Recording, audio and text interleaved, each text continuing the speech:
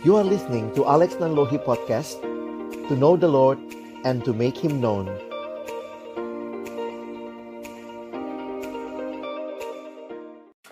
Baik, mari Bapak Ibu yang dikasihi Tuhan, kita akan sama-sama berdoa sebelum kita membaca merenungkan firman Tuhan. Bapa di dalam surga, kami datang dalam ucapan syukur sore hari ini. Terima kasih Tuhan memimpin kami di dalam pekerjaan kami sepanjang hari ini. Dan tiba waktunya bagi kami untuk bersama-sama membuka firman-Mu ya Tuhan.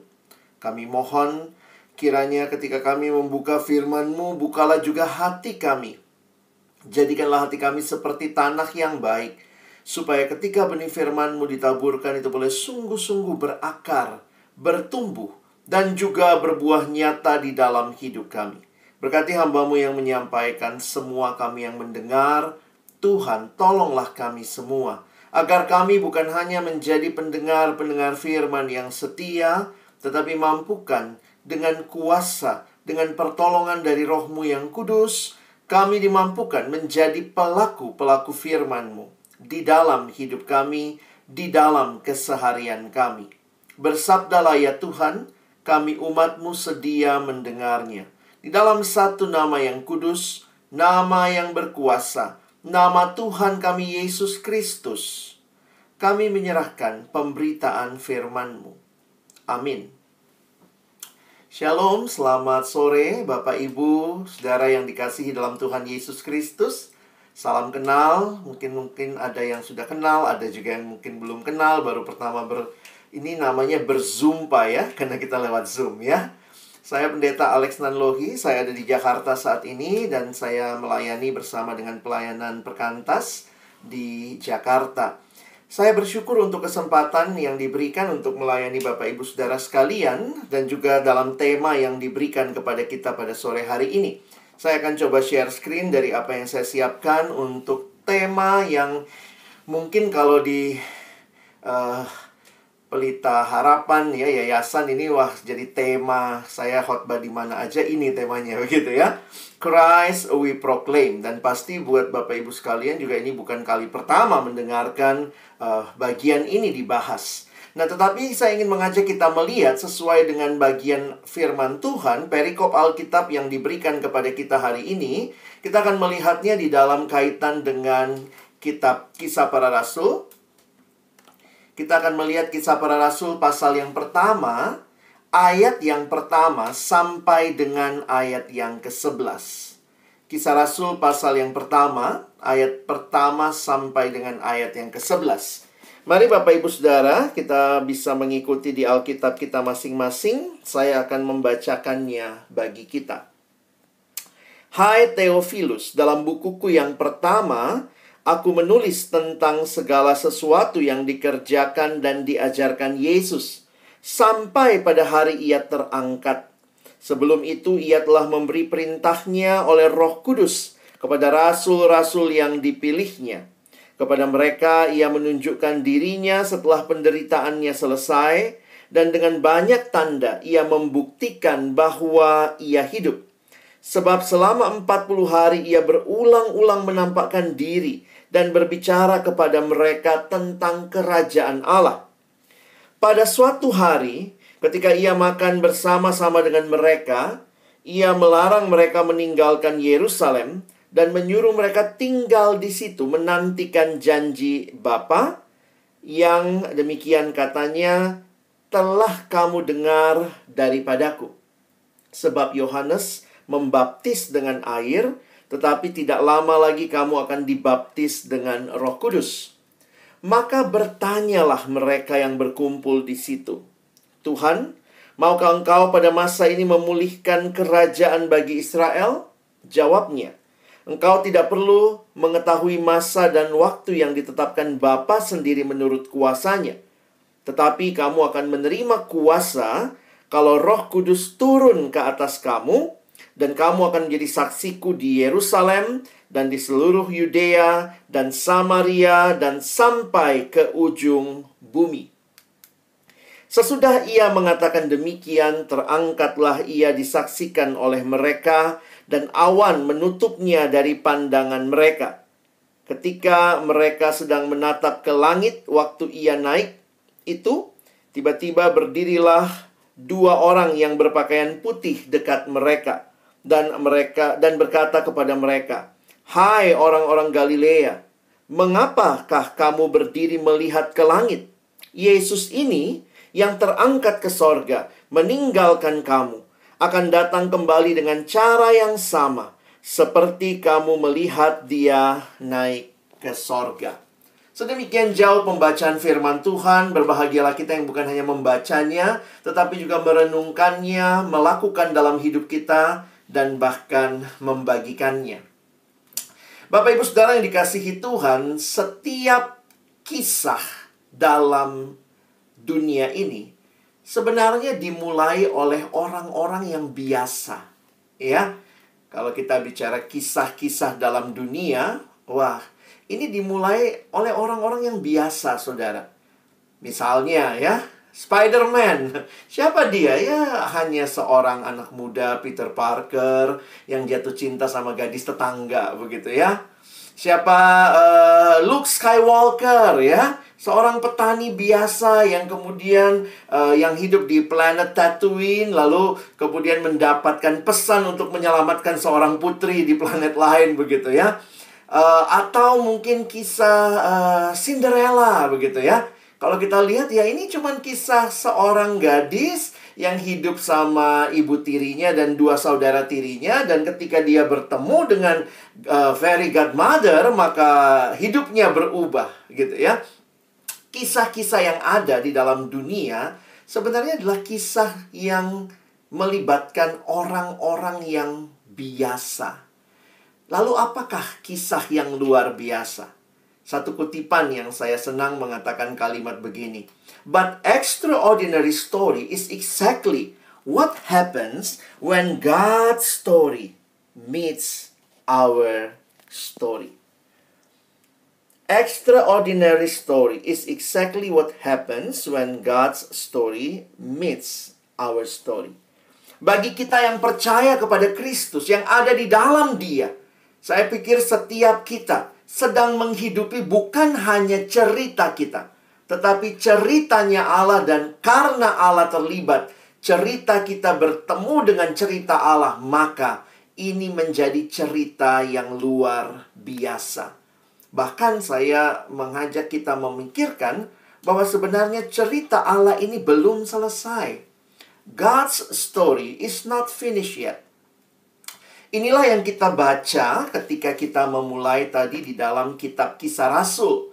Bahkan Kisah Rasul sendiri, sebagaimana namanya disebutkan Kisah Para Rasul, sebenarnya adalah rangkaian dari kitab yang juga ada sebelumnya, yaitu Injil Lukas.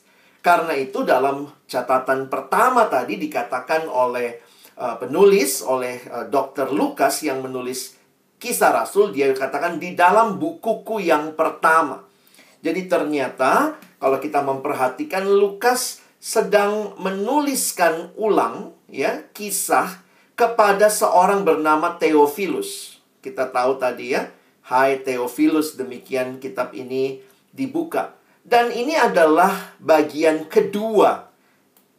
Jadi ketika selesai menuliskan Injil Lukas, Lukas berbicara tentang Yesus dari dia lahir sampai kemudian dia mati dan bangkit di Injil Lukas. Lalu kemudian kitab Kisah Rasul melanjutkan adalah kisah kehadiran Kristus juga, yang melalui, sebenarnya kalau kita perhatikan, bukan melalui para rasul pada dasarnya. Kalau teman-teman, Bapak Ibu sekalian belajar Kisah Rasul, sebenarnya kan rasulnya tuh ganti-ganti ya.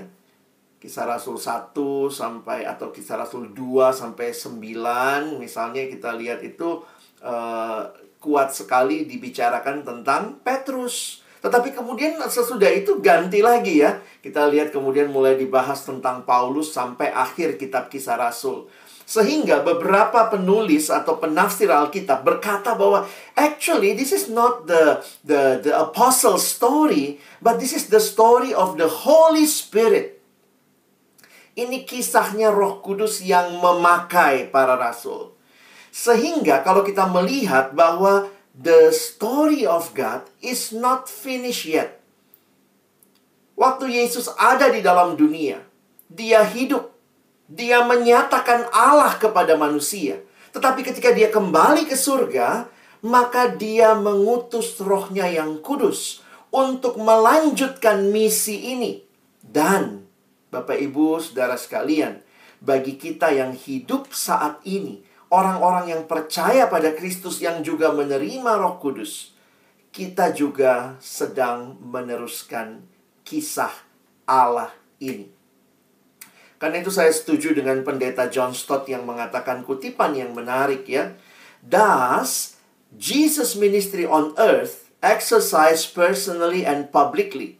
Nah, ini Injil Lukas mencatat ya. Was followed by his ministry from heaven. Ternyata Yesus tetap melanjutkan pelayanannya bahkan waktu dia kembali ke surga. Karena kenapa? Dia mengutus Roh Kudus. Exercised through his Holy Spirit by his apostles. Jadi Bapak Ibu Saudara, inilah kisah pelayanan Yesus yang terus sedang kita lanjutkan. Sehingga ini selaras sekali dengan tema kita. Christ we proclaim. God's story is not finished yet. We are still menjadi orang-orang yang menyatakan Kristus, proclaiming Christ melalui kehidupan kita. Nah, saya ingin mengajak kita fokus hanya kepada ayat yang ke-8 sebenarnya, untuk kita mencoba melihat ya karya Roh Kudus yang hadir di dalam kehidupan kita. Kalau kita lihat murid-muridnya, ketika Yesus sudah bangkit, maka dia masih bersama mereka kurang lebih 40 hari sebelum dia naik ke surga. Nah, masa-masa ini, mereka terus berpikir, wah, Yesus sudah bangkit. Maka mereka memikirkan apakah Yesus akan membangun kerajaan Israel secara politik. Karena itu perhatikan pertanyaan mereka di ayat yang ke-6. Tuhan, maukah engkau pada masa ini memulihkan kerajaan bagi Israel? Dan jawaban Yesus menyatakan ada hal yang jauh lebih penting daripada sekadar berbicara kerajaan military and politically. Jawabnya, engkau tidak perlu mengetahui masa dan waktu yang ditetapkan Bapa sendiri menurut kuasanya. Nah, perhatikan ayat 8. Tetapi kamu, ya berarti para murid, para rasul, tetapi kamu akan menerima kuasa. But you will receive power. Tapi kapan itu dialami? Kalau Roh Kudus turun ke atas kamu. Dan kamu akan menjadi saksiku di Yerusalem dan di seluruh Yudea dan Samaria dan sampai ke ujung bumi. Perhatikan ayat ini. Dikatakan you will receive power when the Holy Spirit comes on you, and you will be my witnesses in Jerusalem, in all Judea and Samaria, and to the ends of the earth. Nah, Bapak Ibu Saudara yang dikasihi Tuhan, saya mau mengangkat dua frasa yang muncul ya, bahwa bagaimana mengerti Christ we proclaim. Ketika saudara dan saya bicara tema yang penting ini, Christ we proclaim, Kristus yang kami beritakan, maka ingatlah, this is not from us as the source. Saya akan ajak kita lihat dua hal. Pertama, kita akan melihat God's presence in the Holy Spirit. Itu yang kita lihat tadi. You will receive power when the Holy Spirit comes on you. Dan yang kedua, kita berbicara tentang our mission as God's witness, ya. Ini bicara you will be my witness to the ends of the earth. Mari kita lihat dulu yang pertama, ya Bapak Ibu Saudara, kenapa begitu pentingnya kekristenan tentang Roh Kudus? Saya pikir seringkali waktu bicara Roh Kudus saat ini kita langsung bicaranya karunia roh, kita bicara karunia-karunia rohani, mungkin bahasa roh dan seterusnya. Tetapi kalau kita perhatikan karya Roh Kudus adalah sebuah karya, adalah sebuah kisah yang membawa kuasa. The story of the Holy Spirit who brings power. Dan ini karunia, maksudnya ini kuasa. Kuasanya untuk apa? Nah, ini jadi menarik. Seorang penafsir Alkitab mengatakan begini, bahwa ini adalah kuasa yang membawa hidup saudara dan saya makin kenal Tuhan, dan juga memperkenalkan Tuhan. Saya ulangi ya. Jadi kehadiran Roh Kudus di dalam hidup kita membuat kita tuh makin kenal Tuhan, makin serupa Tuhan, tetapi juga kita makin memperkenalkan Dia. Nah, kita coba lihat ya dalam bahasa buku ya, ini bahasa textbook ya. Dikatakan the Holy Spirit not only internalize Jesus to bring each one of us to become more like Jesus, but at the same time, the Holy Spirit universalize Jesus through God's people wherever we go. Kenapa ini jadi penting? Karena sekali lagi banyak orang bicara Roh Kudus, langsung bicaranya karunia roh dan segala macam, tetapi kok tidak makin mirip Yesus ya? Jadi ada orang dengan bangganya memamerkan karunianya dan seterusnya, tetapi sombong. Jadi waktu dia pamer, dia memamerkan kesombongan, saya dong bisa karunia ini, kamu ya elah masa itu nggak bisa. Apakah itu pekerjaan Roh Kudus? Nah, ini kita mesti ingat baik-baik. Roh Kudus memberikan karunia, tetapi karunia dipakai untuk kepentingan bersama. Tetapi yang lebih penting daripada karunia, apakah dengan karunia itu saudara dan saya makin serupa dengan Kristus? Sehingga di sini kita melihat tidak mungkin saudara dan saya proclaim Jesus if we are not changed by the Holy Spirit. Because firstly, internalize Jesus, but at the same time, universalize Jesus. Why? Because the same Holy Spirit who sanctifies, nah ini internalize ya, inside us, sanctifies, unites, and build up the church, is also concerned to evangelize the world. For He is essentially a missionary spirit. Jadi nggak mungkin kita bicara Roh Kudus kalau kita malas bersaksi ya. Kalau saudara cuma menggunakan Roh Kudus, karunia roh untuk kesombongan diri, kebanggaan, lalu rasanya kita lebih rohani dari orang lain, bahkan kita tidak memberitakan Yesus melalui kehidupan kita, sebenarnya pertanyaan itu roh apa yang kita miliki? Because the same Holy Spirit ini juga menolong kita makin serupa Yesus, tetapi makin memperkenalkan Yesus, because He is essentially a missionary spirit. Mengapa ada kitab Kisah Rasul? Karena ini. Karena kalau Roh Kudus turun ke atas kamu, maka kamu akan diberikan kuasa. Kalau Roh Kudus turun, kuasa itu buat apa? Kuasa itu bukan buat pamer. Kuasa itu untuk meneruskan pekerjaan Allah. Makanya Yesus berkata, mereka yang memiliki hidup yang baru, dari dalam hatinya akan mengalir air hidup. Bapak Ibu pernah lihat itu? Maaf, ini slide-nya saya siapkan dalam bahasa Inggris ya. Dalam Yohanes 7 ayat 37-38, out of his heart will flow the rivers of living water. Dan kemudian dinyatakan di ayat berikutnya, yang dia maksudkan adalah Roh Kudus, bahwa akan ada hidup yang dibagikan. Ayat 39 menjelaskan, by this he meant the Holy Spirit, whom those who believe in him were later to receive. Up to that time, the Spirit had not been given, since Jesus had not yet been glorified. Yesus belum naik ke kayu salib, sehingga waktu dia katakan ini menjadi satu antisipasi kalau nanti Roh Kudus datang, maka dari dalam hati yang dipenuhi Roh Kudus akan mengalir aliran air hidup. Jadi, saudara yang dikasihi Tuhan, kalau bicara menjadi berkat, saya pikir itu sudah bagian lah ya dari kita semua yang dipanggil oleh Tuhan, yang diberikan Roh Kudus, dan itu memberikan kuasa kepada kita. Saya mengutip beberapa missionary yang menyatakan dengan tegas bahwa Roh Kudus itu roh misi ya. Roh Kudus adalah roh yang mendorong kita bersaksi. Nah, ini misalnya Archbishop William Temple, No one can possess, or rather indwelt by the Spirit of God and keep that Spirit to himself. Where the Spirit is, he flows forth. If there is no flowing forth, he is not there. Jadi saya pikir kita tidak jadi orang-orang yang hanya sibuk dengan diri kita. Pembaharuan yang kita alami menjadi pembaharuan yang kita saksikan bagi dunia.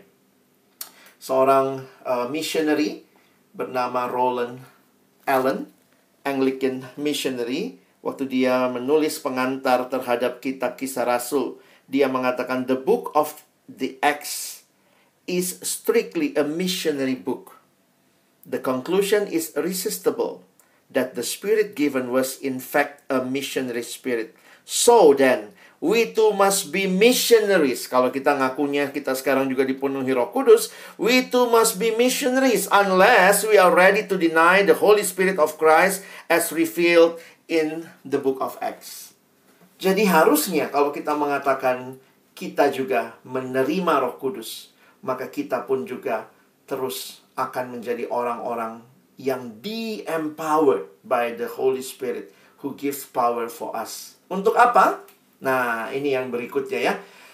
Cerita Roh Kudus yang memberikan kuasa dibarengi dengan cerita kita yang dipanggil menjadi saksi sampai ke ujung bumi.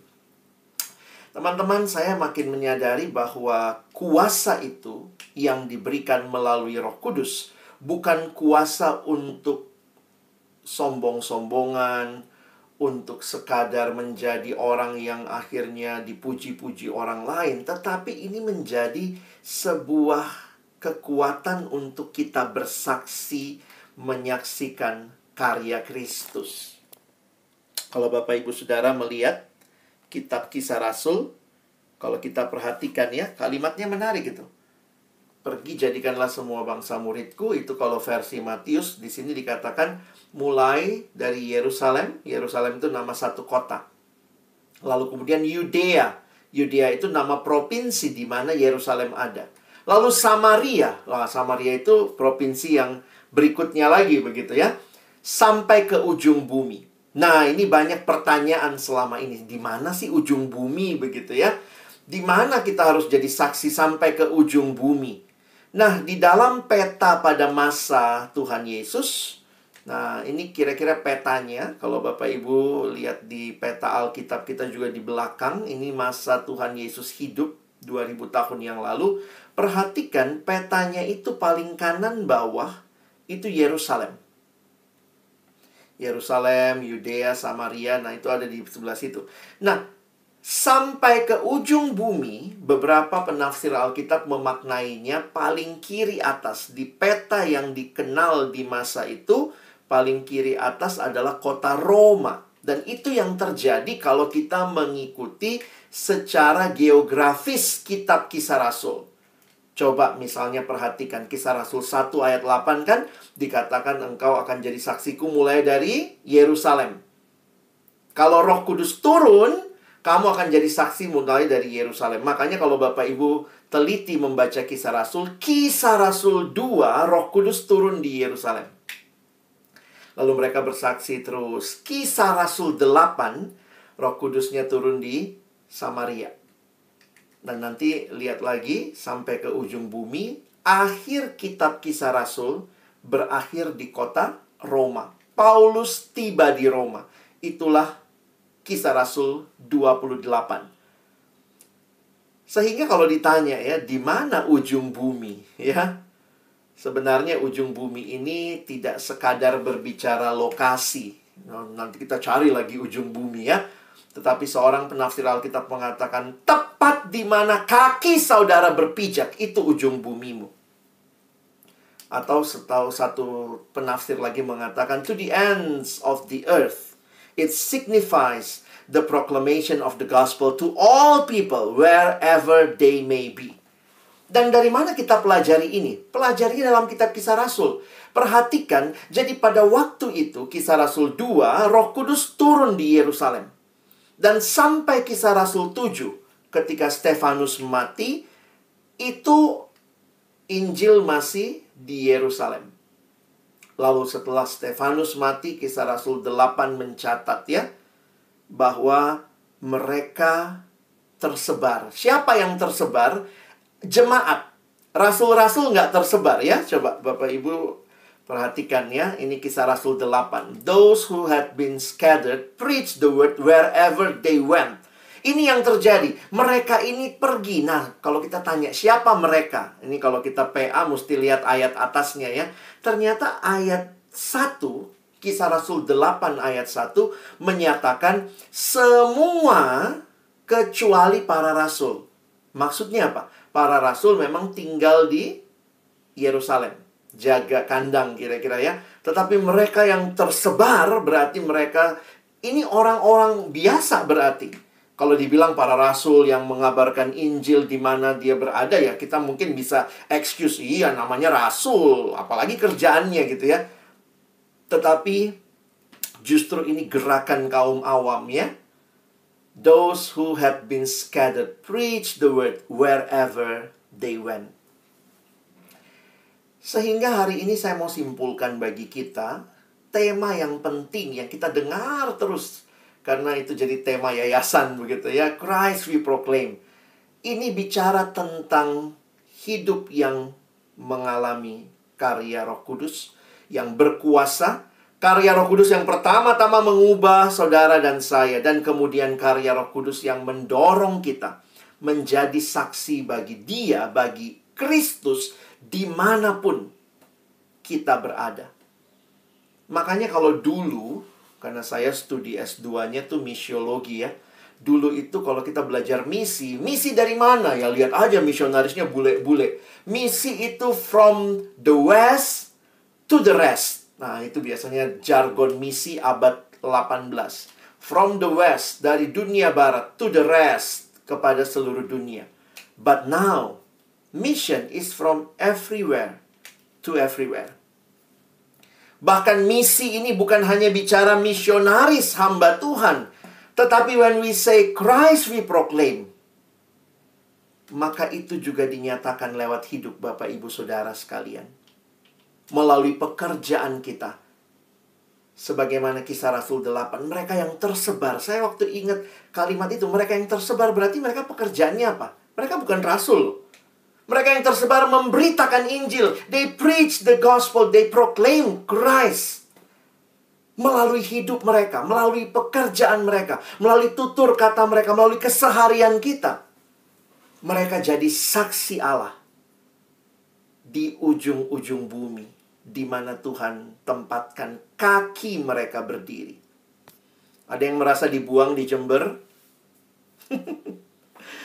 Aduh, dibuang nih. Aduh, jauh nih dari ibu kota gitu ya. Atau ada yang bilang, wah saya milih pak, makanya saya di Jember gitu ya. Wah, orang milih di kota, saya lebih senang di tempat baru misalnya gitu ya. Aduh pak, saya ini ya anak TC pak, wajib lah ada di sini pak, ikatan. Saya tidak tahu apa alasan saudara, tetapi ujung bumi di mana kaki saudara menapak saat ini membawa saudara dan saya untuk menyatakan Kristus. Di mana ladang misi saudara? Di kelas di mana saudara berdiri, di depan anak-anak yang saudara ajar. Menyatakan Kristus melalui ilmu pengetahuan yang Bapak Ibu bagikan, tapi juga dengan karakter yang memperhatikan, membimbing, peduli dengan mereka. Di mana ujung bumi saudara? Di situ Tuhan tempatkan. Oh pak, saya nggak ngajar pak, saya karyawan. Oke. Ketika Bapak Ibu dengan apa yang kita support supaya proses belajar mengajar ini berjalan, di situ juga Kristus diberitakan. Jangan sampai kita melihat menjadi saksi Kristus hanya kalau jadi guru agama. Wah, habis ngajarnya agama sih ya, ngomongnya Yesus-Yesus melulu begitu ya. Tetapi melalui karakter, integritas hidup yang diubahkan Roh Kudus berkuasa membentuk kita dan membawa kita menjadi saksi Kristus. The story of God is not finished yet. Karena itu, you will be His witness.